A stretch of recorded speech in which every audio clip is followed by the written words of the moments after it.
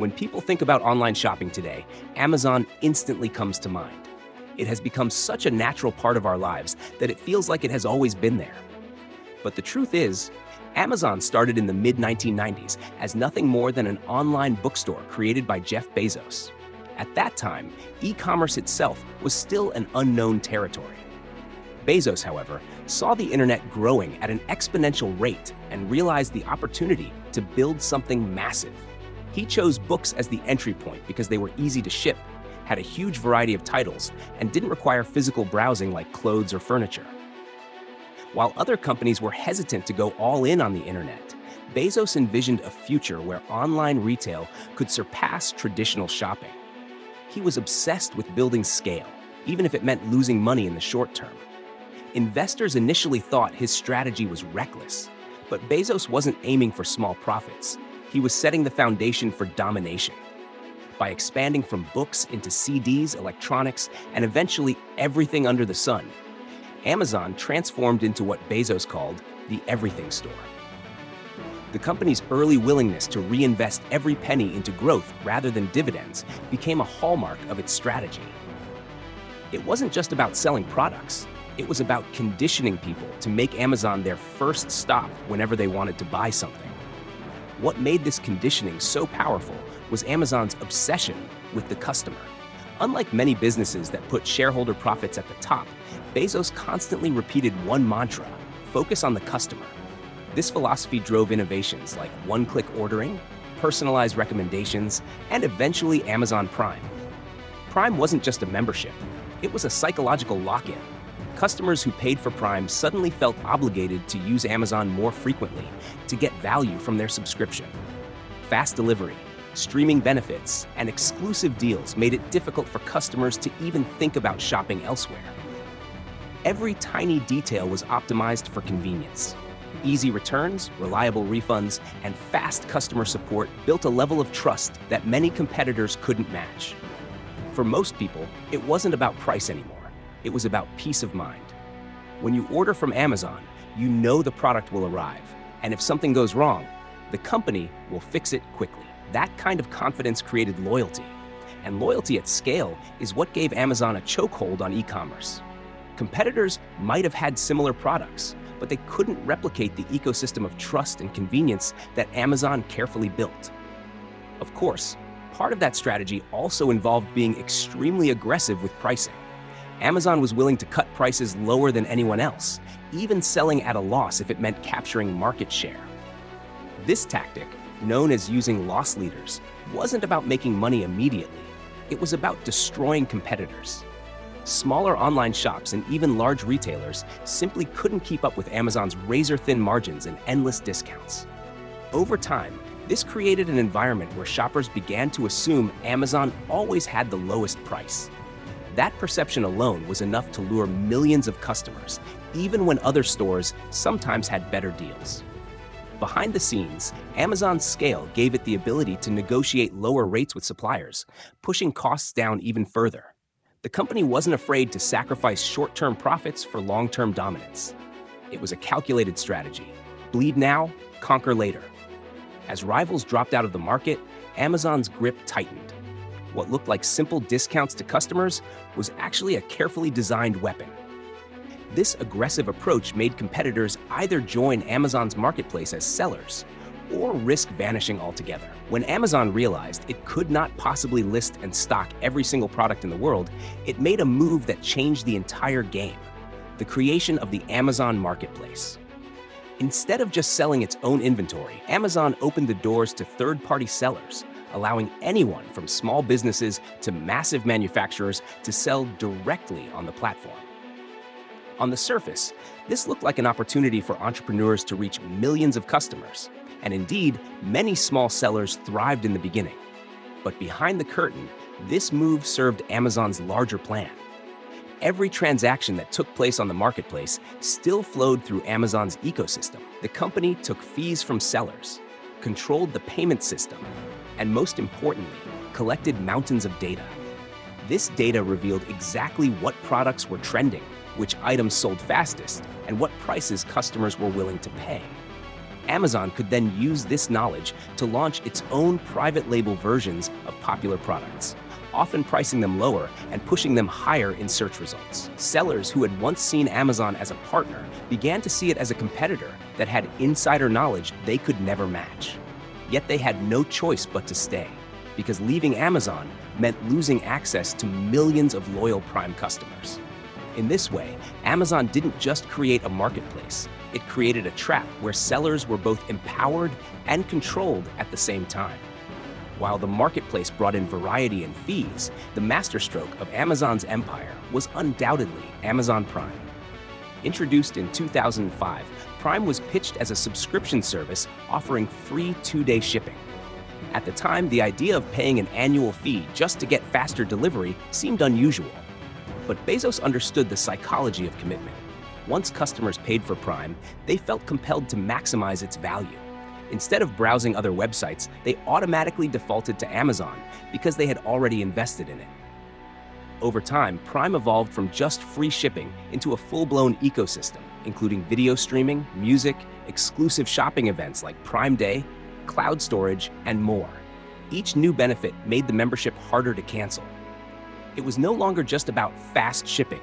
It was about being part of an all-encompassing digital lifestyle.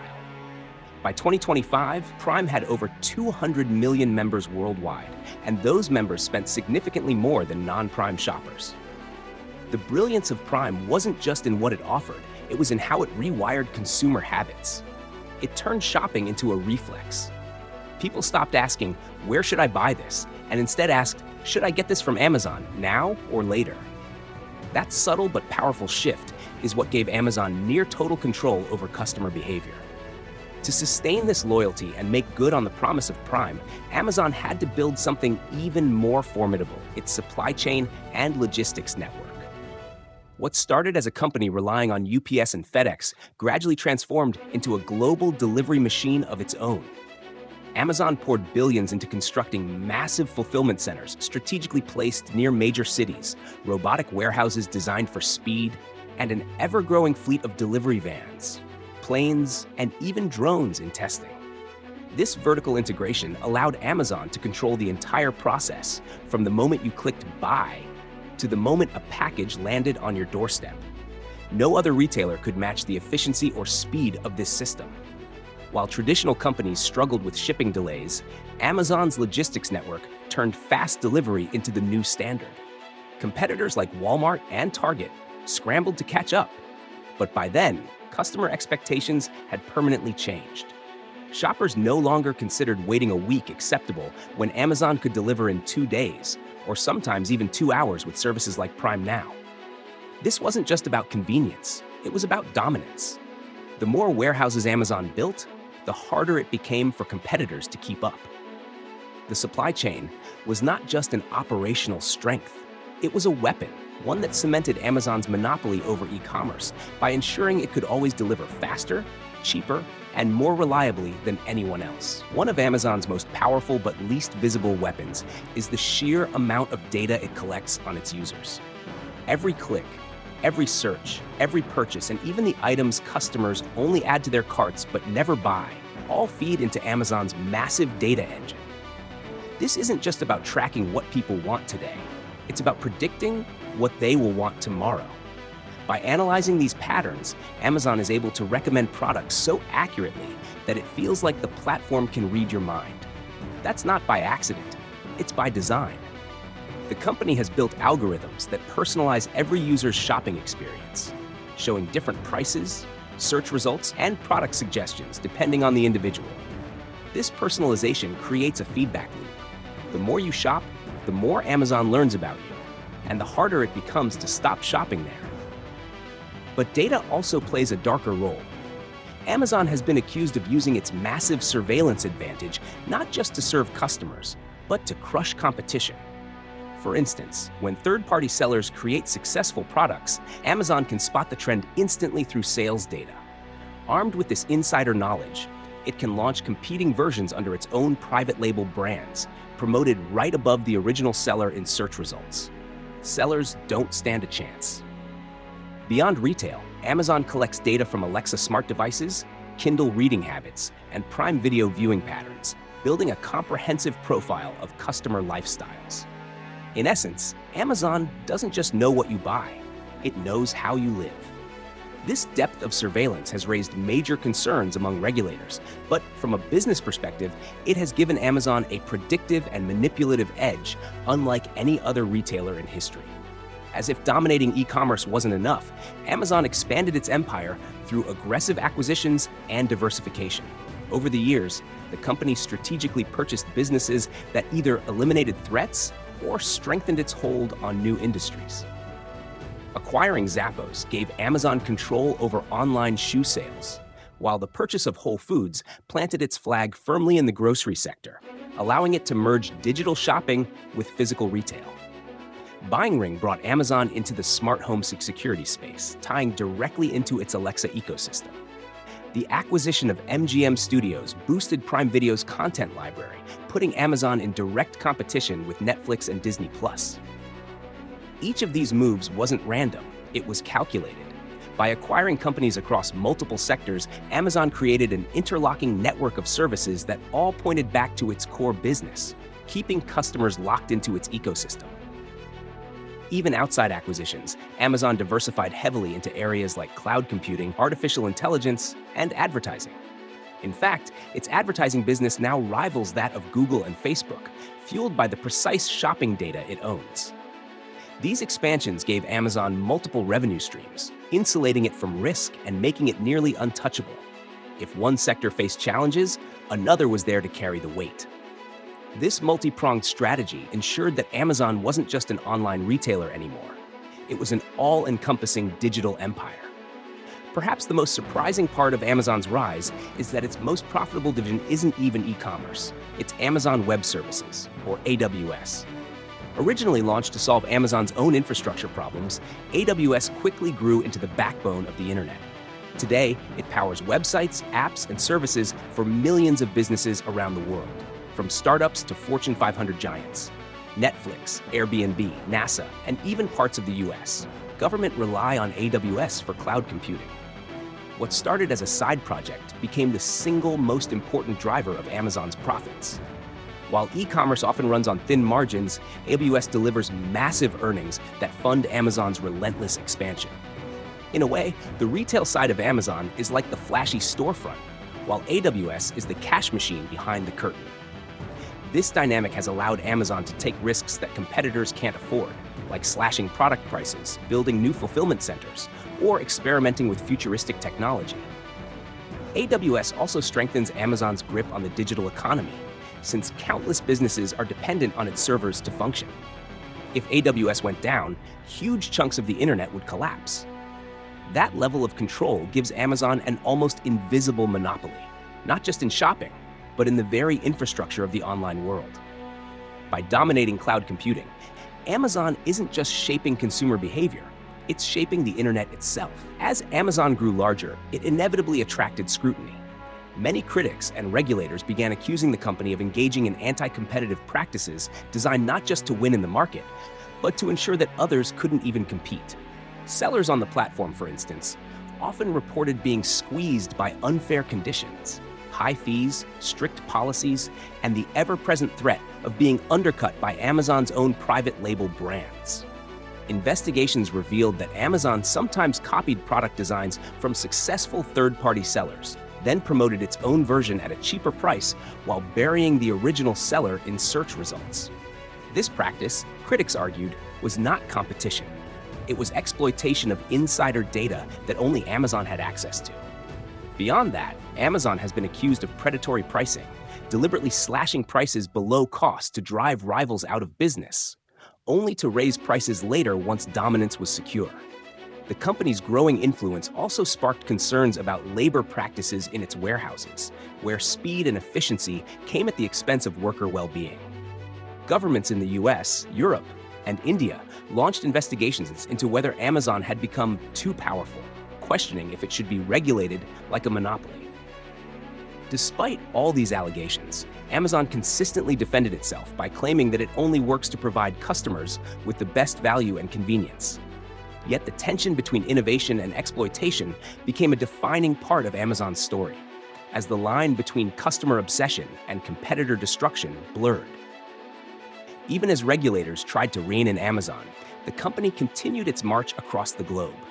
What started as an American online bookstore soon spread into one of the most recognizable brands worldwide. Amazon entered markets in Europe, Asia, and South America, each time adapting to local conditions while still enforcing its core model of speed, convenience, and scale. In countries like India, Amazon invested billions to compete with local giants like Flipkart, while in others, it partnered with regional companies to gain a foothold.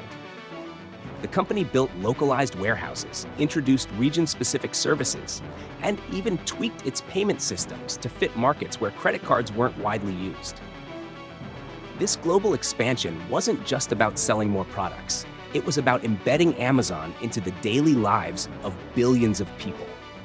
Prime membership spread across borders, fulfillment centers popped up in new countries, and Alexa smart devices began entering homes around the world. In some places, Amazon even experimented with cashier-less physical stores, further blurring the line between digital and physical shopping. By planting its flag globally, Amazon ensured that no single country could limit its growth. The company's reach became so vast that it wasn't just competing with retailers, it was competing with entire national economies. Global expansion turned Amazon from a dominant US company into a worldwide force, one that local competitors struggled to resist. And this leads to the final question. Has Amazon truly built a monopoly in e-commerce? On one hand, supporters argue that Amazon is simply the result of smart business decisions, relentless innovation, and customer obsession. After all, nobody is forced to shop on Amazon. People choose it because it's cheaper, faster, and more convenient. But critics see it differently. They argue that Amazon's dominance has less to do with fair competition and more to do with exploiting its size, data, and financial power to choke out rivals.